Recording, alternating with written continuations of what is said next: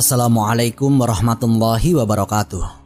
Bayangkan seorang pemuda yang paling tampan di Mekah, berpakaian paling mewah, wangi sebelum terlihat, dan jadi idola semua orang. Tapi beliau rela meninggalkan segalanya, harta, status, bahkan keluarganya, demi sebuah keyakinan yang baru beliau kenal. Dialah Mus'ab bin Umair, sahabat Rasulullah yang kisahnya akan membuat kita bertanya, berapa besar harga yang siap kita bayar untuk mempertahankan iman? Semoga Allah menjadikan kita orang-orang yang teguh seperti Mus'ab, yang siap mempertahankan agama ini walau harus kehilangan semua yang kita punya. Amin, amin ya robbal alamin. Simak video ini sampai akhir karena kita akan melihat bagaimana seorang bangsawan Quraisy berakhir di medan Uhud, bukan dalam kemewahan, tapi dalam kemuliaan yang tidak pernah pudar. Bismillah, mari kita mulai ceritanya.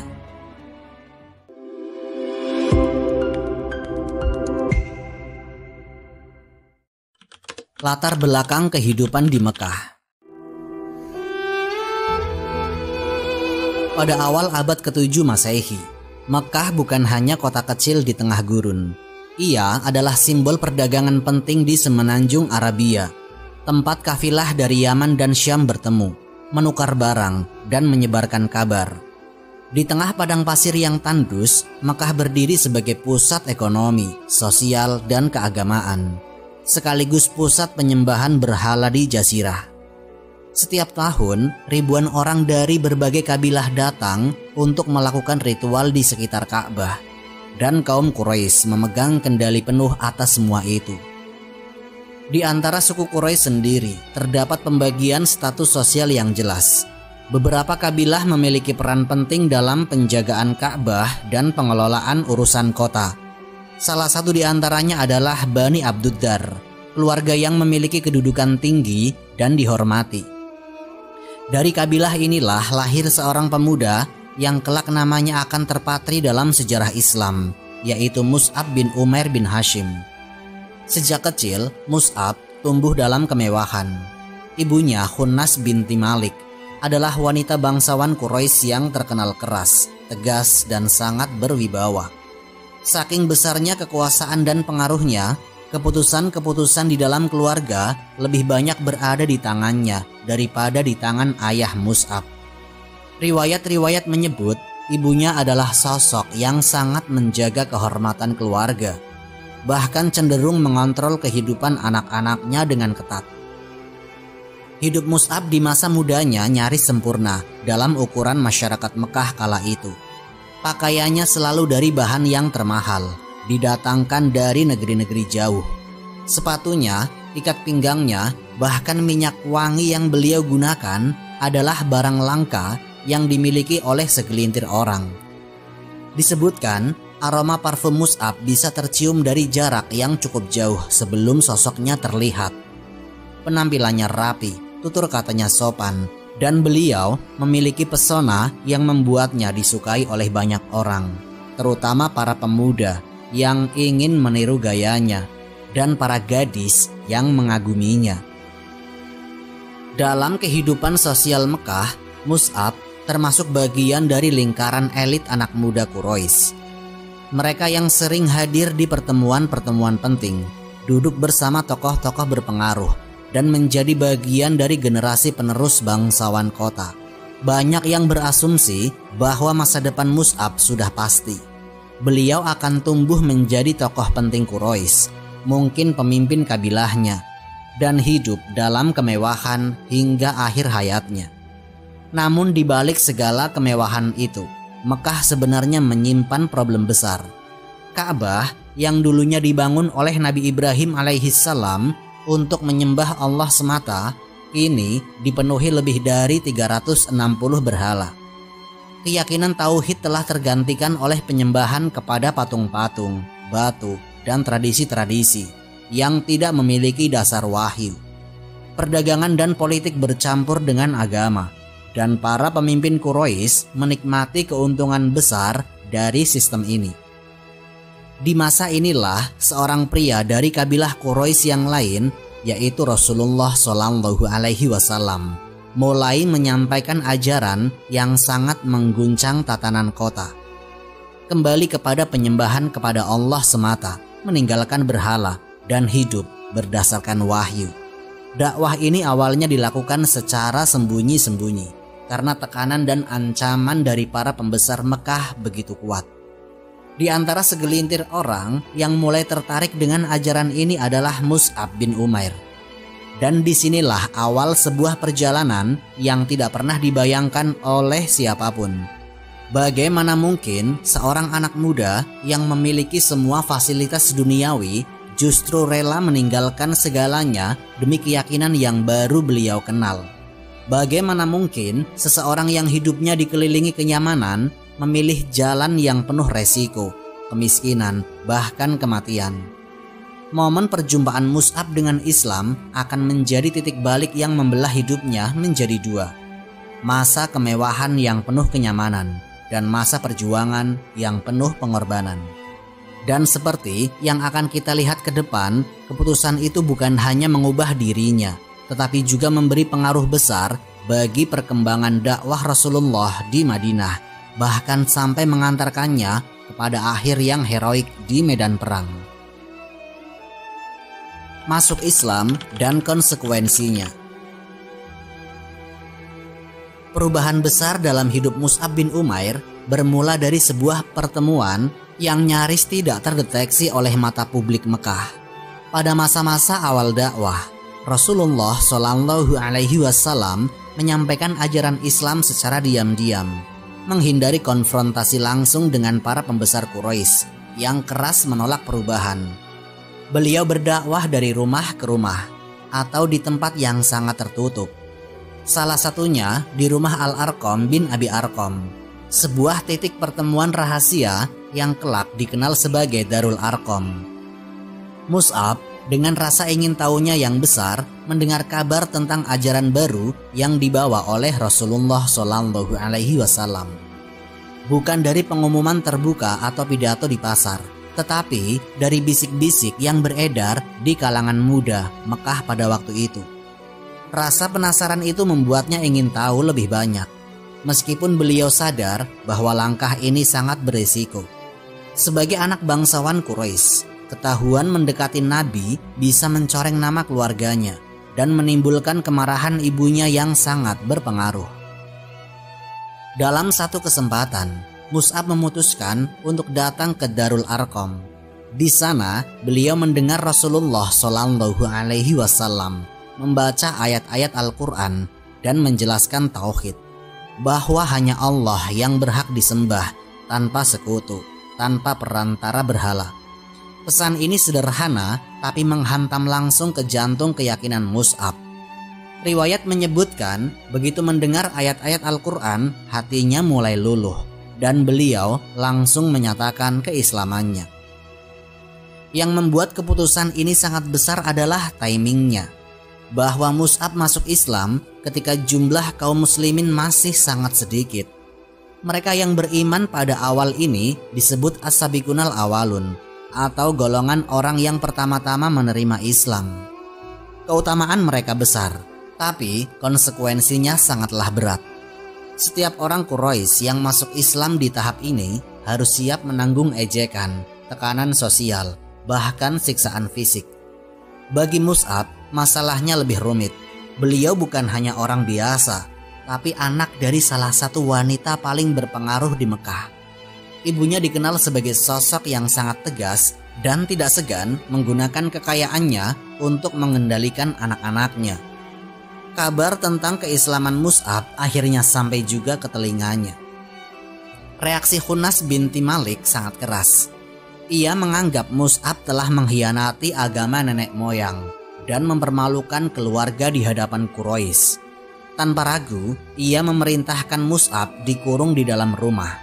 Tidak ada kebebasan keluar, tidak ada akses bertemu teman-temannya, dan yang paling signifikan, seluruh fasilitas hidup mewah yang biasa beliau nikmati langsung diputus. Pakaian mahal, minyak wangi, makanan terbaik, semuanya hilang seketika. Bagi pemuda yang seusia Mus'ab, kehilangan semua itu dalam semalam adalah ujian besar. Tapi yang menarik adalah bagaimana beliau meresponnya. Mus'ab tidak mundur. Beliau tidak menukar kembali imannya demi kenyamanan. Justru beliau semakin teguh. Riwayat menyebutkan ketika ada kesempatan untuk keluar dari kurungan, beliau segera menemui Rasulullah Shallallahu Alaihi Wasallam dan terus belajar Islam secara sembunyi-sembunyi. Akhirnya, setelah upaya mengurungnya gagal menghentikan keyakinannya, ibunya melepaskannya.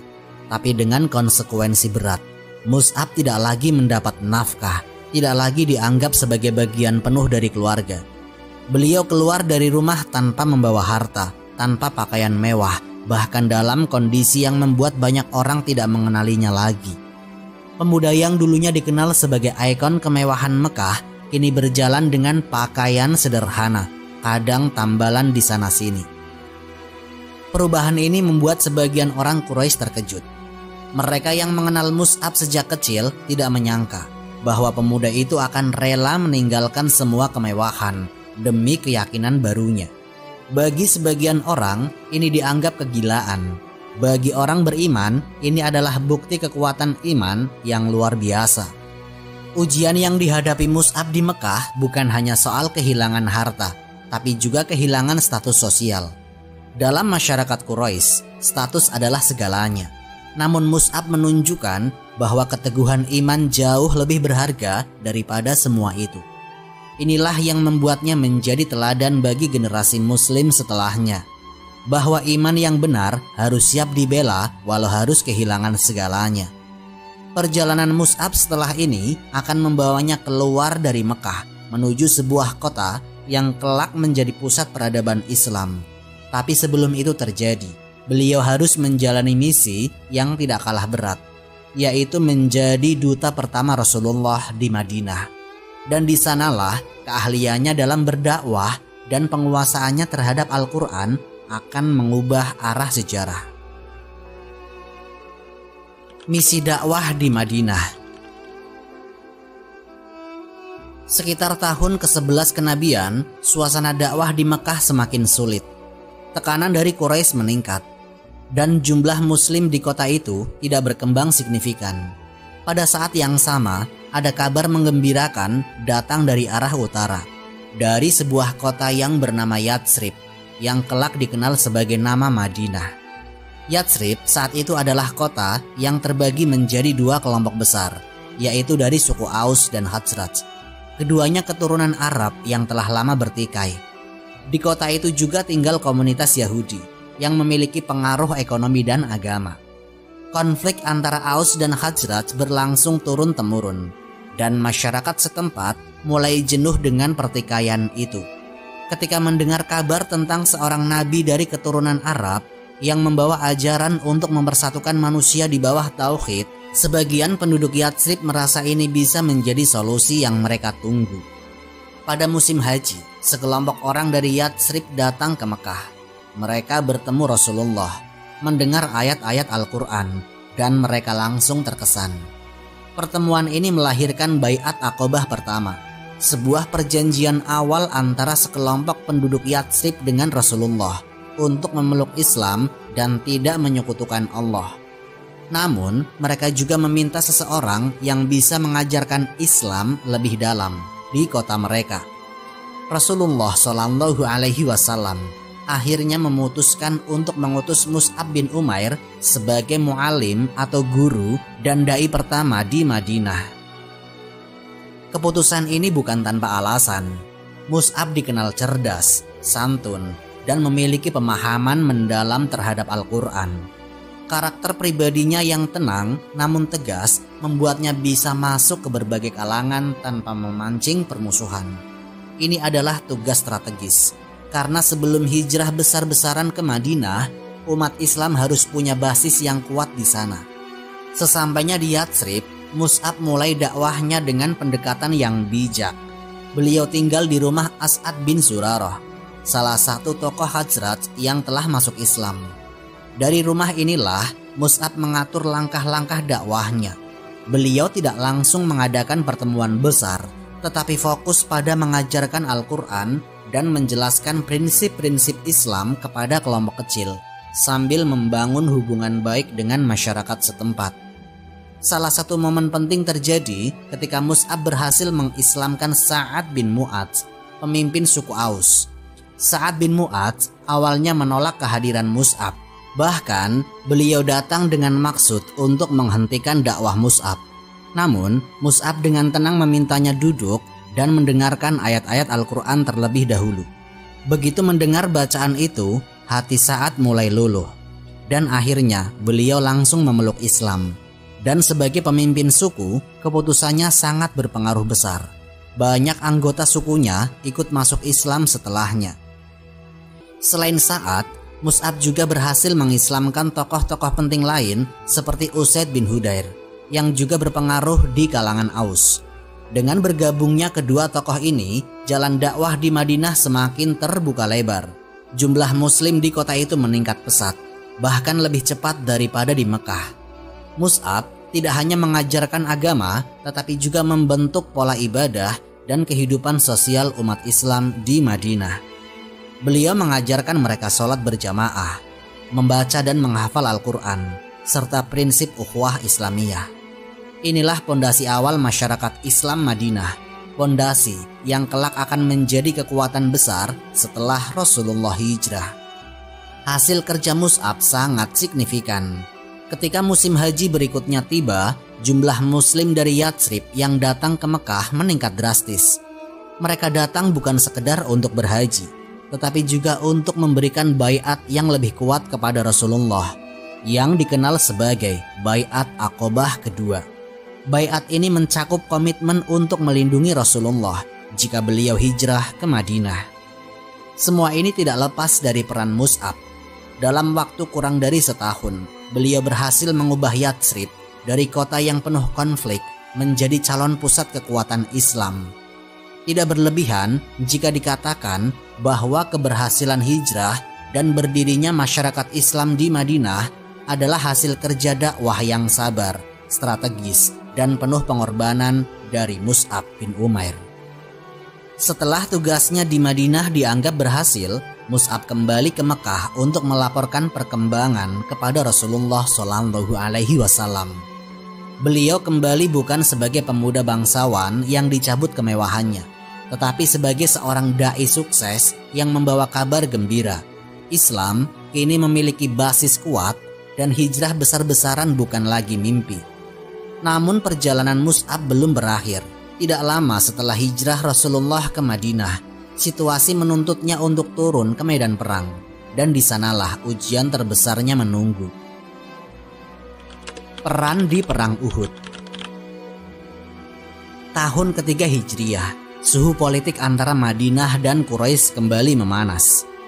Kekalahan Quraisy di Perang Badar setahun sebelumnya menjadi luka besar yang tidak bisa mereka terima. Kaum Quraisy kehilangan banyak tokoh penting, harta, dan harga diri. Mereka bersumpah akan membalas dendam. Di bawah pimpinan Abu Sufyan bin Harb, Quraisy mengumpulkan pasukan besar, sekitar 3.000 orang, lengkap dengan persenjataan dan perlengkapan perang. Tujuannya sangat jelas, menyerang Madinah dan menghapus aib kekalahan di Badar. Rasulullah SAW bermusyawarah dengan para sahabat tentang strategi menghadapi ancaman ini. Akhirnya diputuskan untuk keluar dari Madinah dan bertahan di sebuah area terbuka di kaki Gunung Uhud, di sebelah utara kota. Jumlah pasukan muslim saat itu sekitar 700 orang. Perbedaan jumlah yang besar membuat strategi dan semangat juang menjadi faktor penentu. Salah satu keputusan penting Rasulullah sebelum pertempuran adalah menunjuk Mus'ab bin Umair sebagai pembawa panji perang kaum muslimin. Ini bukan tugas sembarangan. Dalam tradisi perang Arab dan juga dalam peperangan banyak di budaya lain, panji adalah simbol persatuan dan arah pasukan. Selama panji masih tegak, pasukan akan tahu kemana harus mengacu dan semangat mereka tetap terjaga. Jika panji jatuh, itu bisa diartikan sebagai tanda kekalahan sehingga moral pasukan runtuh. Di Perang Badar, panji kaum muslimin dibawa oleh Sayyidina Ali bin Abi Thalib. Tetapi kali ini Rasulullah mempercayakan tugas itu kepada Mus'ab bin Umair. Pilihan ini sangat tepat Mus'ab memiliki keberanian, keteguhan, dan pengalaman dakwah yang membentuk ketahanan mental luar biasa. Beliau tahu bahwa selama memegang panji, nyawanya akan menjadi sasaran utama musuh. Pagi di hari Uhud, pasukan Muslim menempati posisi strategis. Gunung di belakang mereka dan di sisi bukit ada 50 pemanah yang diperintahkan oleh Rasulullah untuk tetap di posisinya apapun yang terjadi. Mus'ab berdiri di barisan depan, memegang panji dengan tegap. Pertempuran pun dimulai dengan duel 1 lawan 1, lalu berkembang menjadi pertempuran besar. Awalnya, kaum muslimin berhasil menekan pasukan Quraisy. Beberapa barisan mereka kocar-kacir dan tanda-tanda kemenangan mulai terlihat. Namun situasi berubah drastis ketika sebagian pasukan pemanah di bukit melanggar perintah Rasulullah. Melihat pasukan Quraisy mundur, mereka para pemanah meninggalkan posisi untuk mengumpulkan harta rampasan perang. Dan celah ini dimanfaatkan oleh pasukan berkuda Quraisy yang dipimpin oleh Khalid bin Walid, yang saat itu masih belum Islam, untuk menyerang dari belakang. Serangan balik ini membuat barisan kaum muslimin kacau. Dalam kekacauan itu, Mus'ab tetap bertahan di posisinya. Beliau tahu tugasnya bukan sekedar bertempur, tetapi menjaga panji tetap tegak agar pasukan punya titik kumpul. Serangan Quraisy semakin fokus kepadanya karena mereka tahu menjatuhkan pembawa panji akan memukul moral muslimin. Riwayat menyebutkan Mus'ab mengangkat panji tinggi-tinggi meski serangan datang bertubi-tubi. Beliau bergerak lincah, memanfaatkan pedang di tangan satunya untuk bertahan. Dalam situasi di mana banyak sahabat terdesak, keberadaan Mus'ab menjadi semacam penanda bahwa pasukan muslimin masih berdiri. Namun, medan Uhud tidak memihak kaum muslimin hari itu. Serangan Quraisy semakin gencar dan posisi Rasulullah sendiri terancam. Mus'ab paham bahwa selama beliau berdiri membawa panji, musuh akan memusatkan perhatian kepadanya. Dan itu berarti memberi Rasulullah waktu untuk mundur ke posisi yang aman. Keberanian Mus'ab di Uhud bukan sekedar soal fisik, tapi soal pilihan sadar untuk menjadi sasaran demi menyelamatkan pemimpin dan pasukannya. Dan pilihan ini akan membawanya pada ujian terakhir dalam hidupnya. Ujian yang akan mengukir namanya selamanya dalam sejarah Islam. Detik-detik gugurnya Mus'ab bin Umair. Pertempuran di Uhud telah berubah menjadi kekacauan total. Setelah serangan mendadak pasukan berkuda Quraisy dari arah belakang, formasi kaum muslimin terbelah. Debu tebal memenuhi udara. Suara pedang beradu bercampur teriakan perang, dan pandangan kabur oleh asap dan pasir yang berterbangan. Di tengah kekacauan itu, satu sosok masih tegak memegang panji, yaitu Mus'ab bin Umair. Bagi Quraisy, menumbangkan pembawa panji adalah strategi cepat untuk melemahkan lawan. Mereka tahu panji bukan sekedar kain di ujung tiang. Ia adalah penanda hidup matinya semangat pasukan. Selama panji tegak, pasukan tidak merasa kalah. Karena itu, beberapa prajurit Quraisy diarahkan langsung untuk menyerang Mus'ab. Riwayat dari Ibnu Sa'ad dan Ibnu Hisam menyebutkan bahwa salah satu penyerang utama Mus'ab adalah Ibnu Qami'ah, seorang prajurit Quraisy yang terkenal ganas. Dengan gerakan cepat, ia menebaskan pedangnya ke arah Mus'ab. Tebasan pertama menghantam keras tangan kanan Mus'ab, dan tangan itu putus seketika. Bagi prajurit biasa, kehilangan tangan di tengah pertempuran berarti akhir. Tapi Mus'ab bukan prajurit biasa. Beliau segera meraih panji dengan tangan kirinya. Tidak ada raut gentar di wajahnya, hanya tekad untuk tetap menjaga simbol kaum muslimin itu tetap tegak. Beliau tahu selama panji masih di tangannya, musuh akan terus melihatnya sebagai sasaran utama. Dan itu berarti Rasulullah memiliki kesempatan untuk mundur ke posisi yang aman. Ibnu Qami'ah kembali mengarahkan serangannya. Tebasan keduanya menghantam tangan kiri Mus'ab. Sekali lagi, darah memercik dan tangan itu terputus.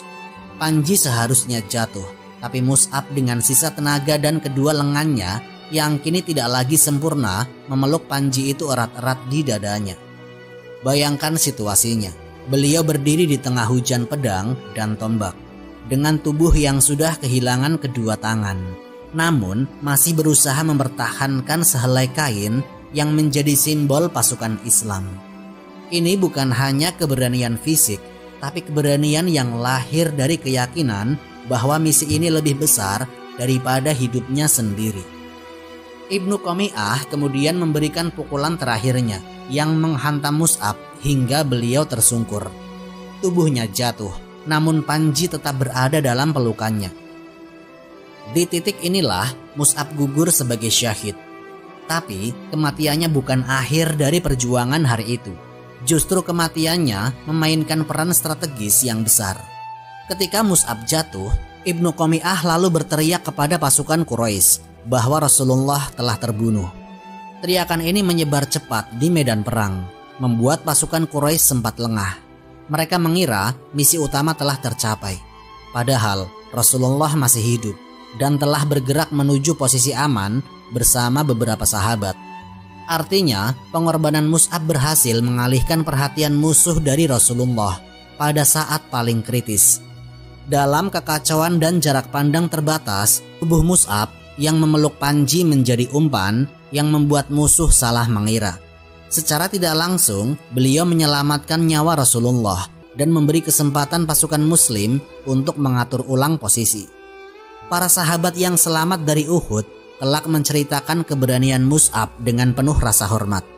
Tidak ada raut penyesalan dalam kisah ini, hanya kekaguman pada seorang pemuda yang dulunya hidup dalam kemewahan tetapi memilih mati di medan perang tanpa kedua tangan demi mempertahankan simbol dan marwah umat Islam. Setelah pertempuran berakhir dan pasukan Quraisy meninggalkan medan, para sahabat mencari para syuhada. Di antara mereka ditemukan tubuh Mus'ab, tergeletak memeluk Panji.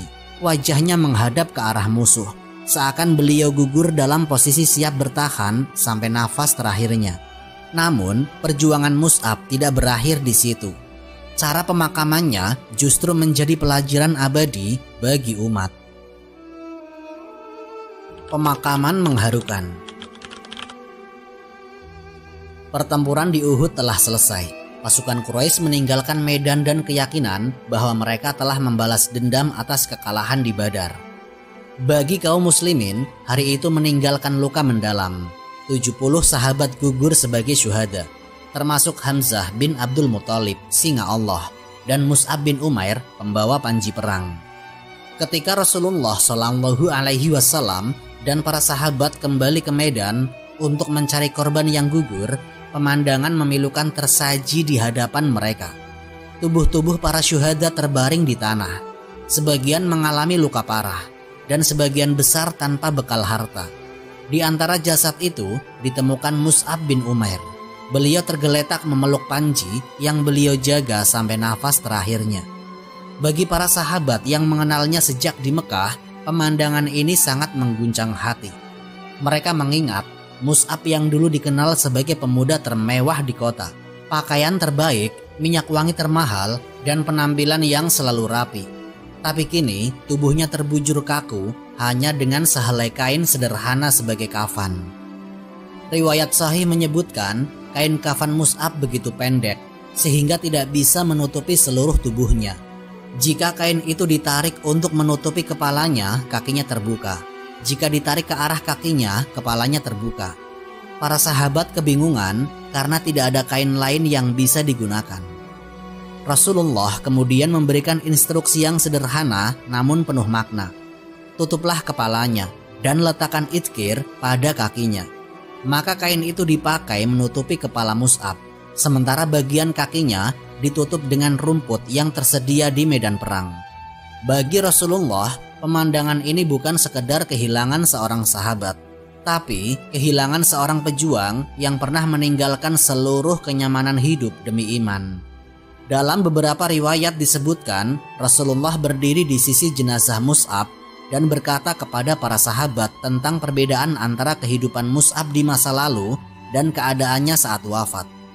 Dulu, beliau hidup dalam kemewahan yang sulit ditandingi. Namun kini, beliau syahid dalam keadaan miskin harta tetapi kaya pengorbanan. Pesan yang terpancar dari momen ini sangat jelas. Kemuliaan dalam Islam tidak diukur dari kekayaan atau status sosial, tetapi dari keteguhan iman dan pengorbanan di jalan Allah. Mus'ab meninggalkan contoh bahwa nilai seorang muslim di sisi Allah terletak pada seberapa besar beliau memegang teguh kebenaran, walau harus mengorbankan segalanya. Para sahabat kemudian menguburkan Mus'ab bersama para syuhada Uhud lainnya. Tanah Uhud menjadi saksi bisu atas pengorbanan para pejuang yang mempertaruhkan nyawa demi melindungi Rasulullah dan mempertahankan agama Allah. Tidak ada pusara megah, tidak ada batu nisan berukir indah, hanya tanah, kain kafan yang sederhana, dan doa yang tulus dari para sahabat. Hingga kini, kisah pemakaman Mus'ab bin Umair menjadi salah satu pengingat paling kuat bahwa hidayah bisa mengubah arah hidup seseorang secara total. Dari seorang pemuda kaya raya yang dimanjakan kehidupan, beliau bertransformasi menjadi prajurit sejati yang rela mati demi menjaga panji Islam. Pesan ini berlaku lintas zaman. Dalam dunia yang sering mengukur nilai manusia dari harta, popularitas, atau kekuasaan, kisah Mus'ab bin Umair mengajarkan bahwa ukuran sejati kemuliaan adalah seberapa kokoh kita mempertahankan iman, bahkan ketika semua fasilitas dunia dicabut dari kita. Madinah, Mekah, dan seluruh jazirah Arab pada akhirnya merasakan buah dari perjuangan orang-orang seperti Mus'ab bin Umair.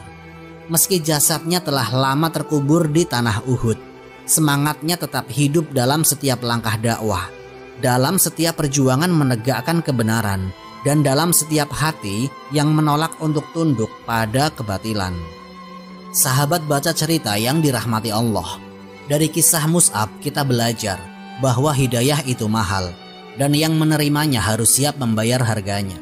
Mus'ab meninggalkan semua kemewahan, status, dan kenyamanan hidup demi iman yang baru beliau kenal.